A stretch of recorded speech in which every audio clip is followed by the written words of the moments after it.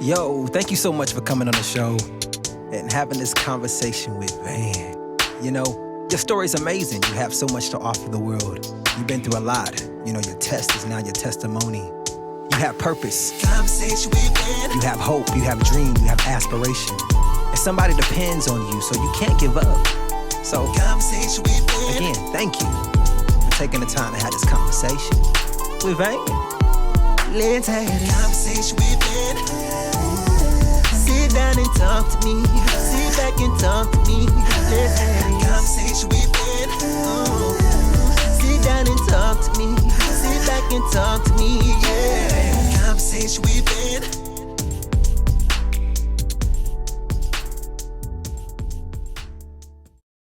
What's up, everybody? I am Iamvanswan, and you are watching Conversation with Van.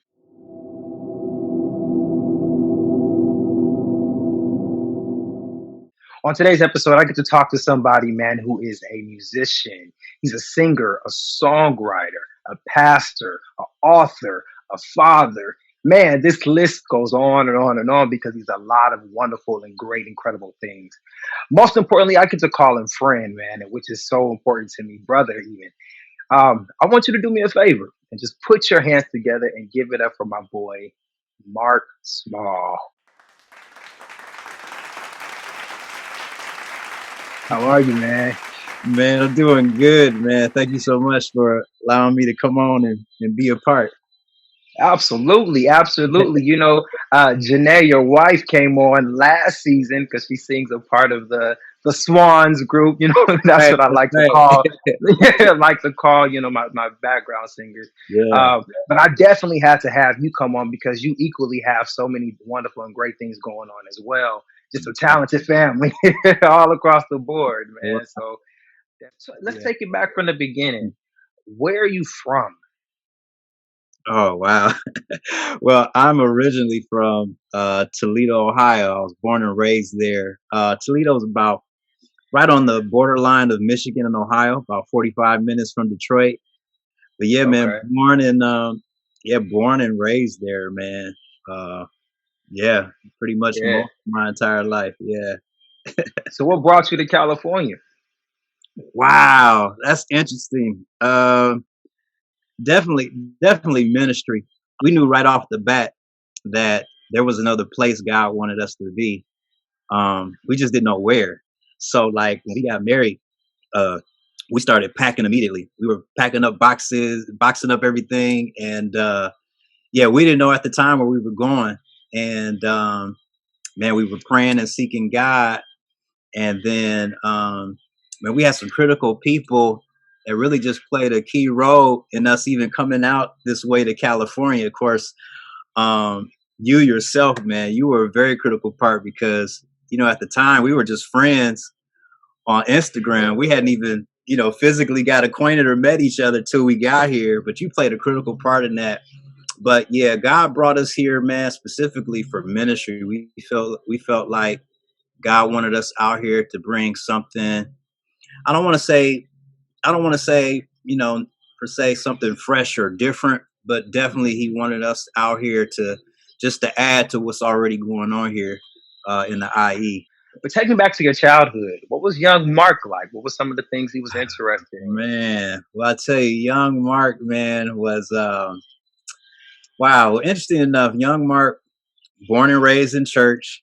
Um, I come from a generation of pastors. Like my great grandfather was a pastor, my grandparents, my father was a pastor. So I was raised in church all of my life. I started up my first instrument, which was drums, and I was Mm, horrible. uh, but that's how it kind of all began, as far as getting my feet wet in music, and of course, back in the day, um, choirs were real popular. So, you know, uh, that's kind of like where it all began, man. Watching my father preach, watching my father play, because my father's a musician too. And my mother sings, the late Betty Cox. Got to show love to her. But that's where I got a lot of my my musical gifts and everything. But that's how it all started. And of course, as I continued to develop in my craft, I was able to exercise it in other arenas. So I started doing things like, going to the national conventions, Pentecost Assembly of the World Convention, musicals. And I don't want to shake anybody, but I've even had some experience in the clubs too. Uh, Okay. because I was always taught, at an early age that learning different genres of music will just broaden your horizons. So that's kind of how it. That's kind of how it all began. As a Yeah. child coming up. So. Talk about your church because you are a pastor, man. You said you Oh came man. out here to California to do ministry, and now you formed your own uh, church, Authentic Worship Church, which is super, super dope. Talk about that experience. What has it been like so far? Just give it a little bit of insight about the church. Oh wow. Well, yeah. Well, the way that God gave it to us, when we began our ministry, He told us to start right in our home, and we start having what I would call living room episodes. And so we just started inviting different people to come, to worship with us, and then eventually it evolved from where we were having, you know, uh, services once a month to like every week. And then from there, we started expanding and just getting our feet wet. We were out at the University of Riverside, California, for a while. Then we were using a facility, and of course, now with everything going on, we're just a church online ministry. But it's been a great journey, man, because we've been able to not only meet people in person, but we've been meeting and reaching, hundreds of people from all over the world, through live streams. So, with my wife and I, it's been a great journey, man. So we're still growing, man, but it's an exciting experience. What do you think has been the hardest as it pertains to getting a church started? Because like I feel like starting a church is kind of like starting a business. It's starting like anything. Starting over or starting from scratch is not always the easiest thing, right? So, what has been some of the challenging or the challenges that you have faced? Being starting this ministry. What has Mm. been some of those challenges? I think one of the biggest challenges has been always finding collectively, your staff, people that will buy into your product, buy into the vision, and help you run with it and carry it. I think that's been one of the biggest challenges for us. We've been blessed and fortunate now where we have people that are a part of our ministry that's helping us to carry it, because we've been able to build some relationships, being out here, which I think is very key, to having a successful ministry is establishing relationships with different people, because once they get an idea of who the person is, then they don't mind buying into what the person has to offer. But I would say, yeah, having your staff is the biggest thing. Of course, finances is always a challenge because you know, as much as we want to serve and do different things, man, it takes money. It takes money. But we've been blessed, man. We really have. We've had people that are not even a part of our ministry to to sow and give because they just believe in what we're doing. So while we're young and learning, man, different things, man, God has really just been adding to our ministry, and we've been growing. So yeah, That's awesome. Where yeah. did the name come from? I actually really, really love that name, Authentic Oh Worship. man. Like, where did it come from? Woo, my God. Man, I'll be honest with you. It really came from a place of just a place of I'm gonna say desperation. Um Mm, because for me personally, I was at a place where it was just like, I just want God, and I wanna give God what he really deserves. He wants true, genuine worship. And for me, and through different experiences and being in different worship encounters or what have you, sometimes I think some of that has been missed. We've kind of missed the mark in some of those areas. And so, as Janae and I, my wife and I prayed about it, God just dropped that on us, right out of John chapter 4, 23 and 24, they that worship him must worship in the spirit and in truth. And that's kind of where the whole authentic thing came from, man. So yeah, out of that, it just evolved, man. So, but that's how it got started. Let's talk about your book, because your Oh, book is called Authentic Worship as well. So let's speak about your book. What was the inspiration behind that? And is there any chapters or anything that you kind of want to highlight and make mention of? You can go ahead oh and do so. man. Yeah, let's talk Oh about my gosh, this is awesome. it. Yeah, man. Authentic Worship is an amazing book. There are actually 3 themes in the book that you will like pick up on, and that's originality, identity, and accountability. And really, the book just encompasses the whole idea of us getting back to how things were in the garden. When you read over in Genesis, you don't see anywhere, um, where Adam and Eve are lifting their hands or they're singing songs or they're on their knees. And that was because they didn't have to they didn't have to stimulate or provoke themselves to get into worship, because they were already in the presence of God. And that's really the place that where this whole idea of the book came from, getting back to that garden experience where it's just you and God, and whether you're lifting your hands or if you're just sitting there in awe, but just getting back to that originality, authenticity of God's presence. That's kind of where the whole idea came from. And I think one of my favorite chapters is it's called Eyes Wide Open. Eyes Wide Open. And that's the whole idea out of John 4, 24, where it says, for the Father seeketh such to worship him. So God's eyes are wide open. He's constantly looking for people that are worshiping him, in spirit and in truth. And it's an amazing chapter for me, because I think a lot of times we tend to forget that, God is actually watching us. Like, he's looking at us. We don't think about it like that, but God is actually watching us constantly to see, you know, what we're offering and how we're living, So but yeah, that's what authentic worship is all about, man. I love it. So yeah. How would you encourage someone who wants to get into the presence of God, but maybe they don't really know how to tap in. They don't know how to. What would you say to someone? It's like, man, I want to feel that presence. When I pray, I don't necessarily feel that anointing. I don't necessarily, I want to feel that. What would you say or encourage someone? Oh wow. I'm gonna have to be honest with you. That's a difficult question to answer. And the reason why is because we live in a day and time now where, everything is about perception. And when we look at the demographics and the cohorts of our society, especially amongst millennials, they kind of tend to think what's going on with church now. They kind of think like it's phony, or it's just a bunch of something I've already experienced before.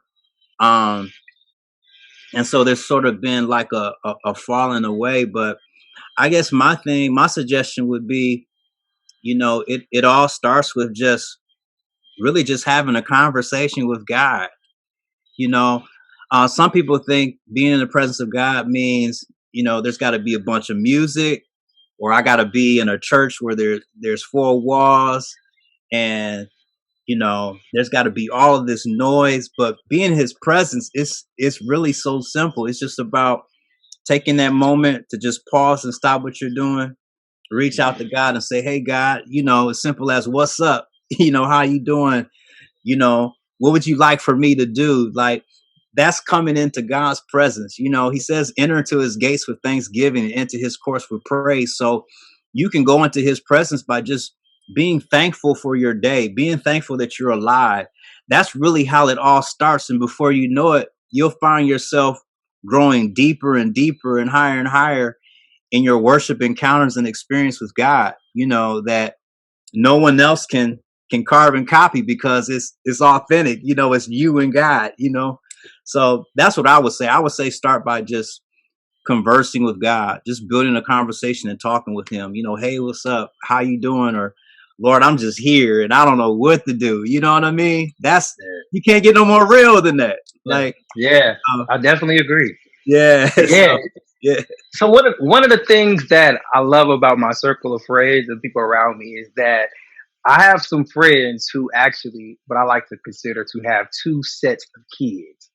What I mean by that is they had kids maybe younger in life, and then later on in life started over again and had some more, right? And Yeah. you're part of that crew, who I kind of has.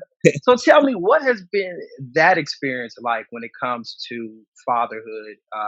Being able to have the two sets, what I like to think of am. another chance or another start or a redo for some, or you Mhm. know what I mean. Mhm. But what has your experience been? Because you have a Oh man. newborn, Yeah, I and do. then you have some older, so that's really Yeah. really dope. So tell me about your experience. Oh man, I tell you, the experience has been it's been a journey, which is interesting enough because our newest addition to the family, her name is Journey Rain Smaw, and I guess for me, um, I realized, having sets of children in different times and seasons, Mhm. uh, I'm not the same. Well, I'm the same father, but the father that I am now, I don't want to tell my age, but the father I am now in comparison to who I was in my early 20s, totally different, Mhm. just totally different.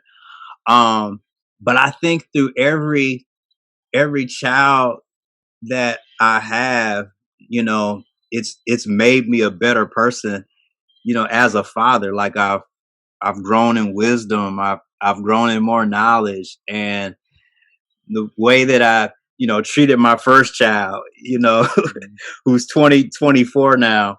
Um, I do things a little differently.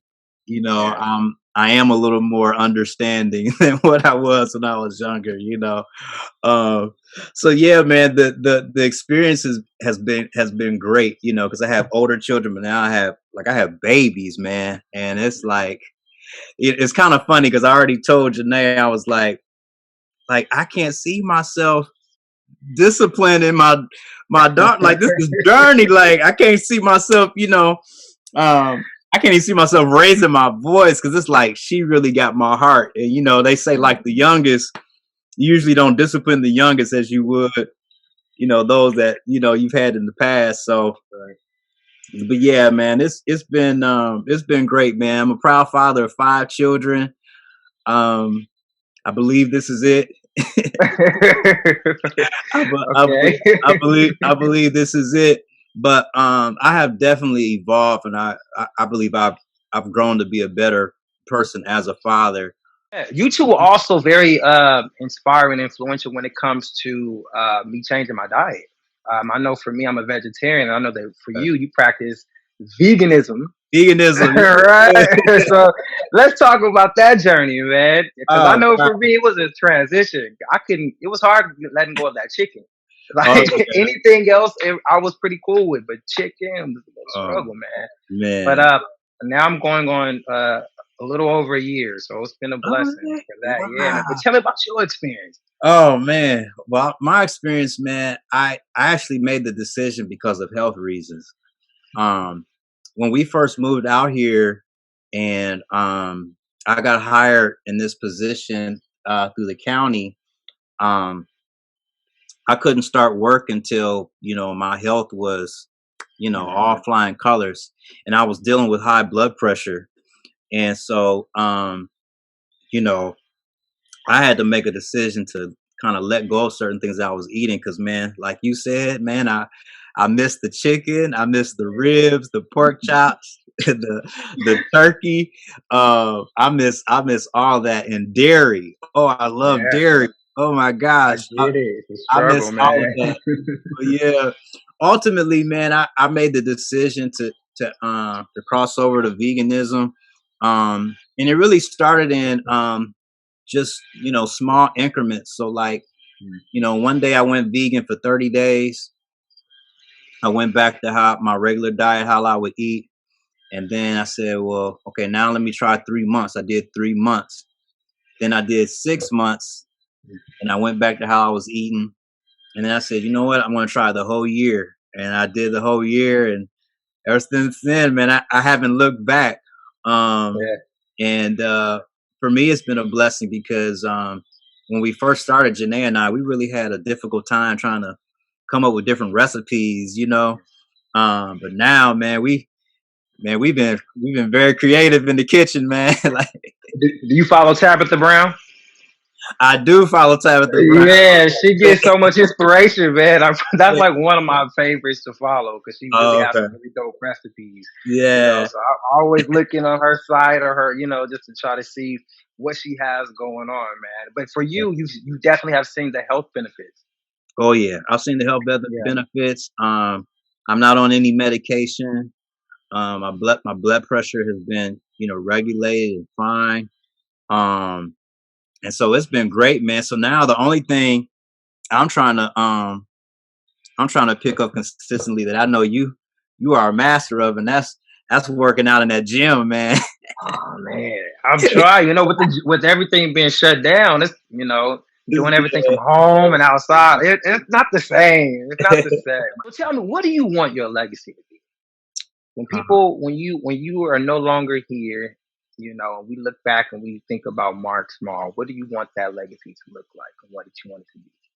Wow, man, I really want my legacy to look like, ultimately a person that people can identify with, um, as someone who's just, just down to earth, real, and then ultimately, whenever words they have heard out of my mouth, they know that I am, a follower of Jesus Christ. I love God. Um, and next to all of that, man, he loved his wife, he loved his family, he's about his marriage, his family. Um, and then when you start talking about the creativity, man, like music, man, like that's what I live and breathe is music, man. I feel like music is everything. I feel like there's life in music. Life can translate and transcend and even interpret so many things that are going on, sometimes beyond what we can even articulate. Like the music can actually communicate those kind of things, man. But yeah, ultimately, man, I want my legacy when I'm gone. I want people to see me as, that loving husband, father, um, musician that was just all about giving God what's due, man. Giving him that true, authentic, worship, which, you know, for us as a ministry, we've been endeavoring to perfect that as a sound, not just a name, but actual sound, a rhythm and pulse, man. And so that's really what I wanna leave behind, man. When I'm gone. And of course, just to add to that, I really desire to live to be 120 years old. Yeah, come Yeah, on, speak those things. yeah, man. Speak those things. I want to live long, man. I want you to speak to a young man, someone because as men, sometimes we deal with a lot of pressure. I have a line in my song it says the pressure of being a man. That sometimes can be financial. The pressure of making sure that the household is taken care of, or making sure that the kids have what they need and the wife is taken care of, or sometimes you put aside your own needs and desires to just make sure that everything else is cool because you're the head, you're the top. But what comes with that sometimes is pressure. And you don't want to add being a black man on that because there's another set of pressure and issues Yeah. on that. You don't want to add, religion, and sometimes those things can, there's so many other pressures that sometimes we put on ourselves, but even sometimes society puts on us. So I want to know for you, what could you say to another person who's watching this, another young man who's like, man, I don't know if I can do this father thing, or I don't know if I can do this husband thing, or I don't know if I can take another person criticizing me because I'm black or I'm different or I'm this and all this Mhm. stuff. The pressure's just too much. What could you say to somebody who might be having those kind of issues or concerns? Yeah. Well, I definitely would encourage whoever that young man is. And that simply is you are a man, and even beyond a man, you are a man of God, and that doesn't even have anything to do with going to church. you know. It's just the fact that, we were created to be men, man. And these different pressures in life that challenge us, it's really, those challenges are not there so that we can fail. It's actually just to improve and add to who we already are. And so as those challenges come, you know sometimes you may find yourself, because I know, even for me personally, there's times I felt like, man, I'm a horrible father, or man, I haven't been the best husband, or I feel like I'm not pulling my weight or delivering, and sometimes these different like whispers, come in the corners of our minds and we start buying into it. But at the end of the day, you are a man, and you are a man of God.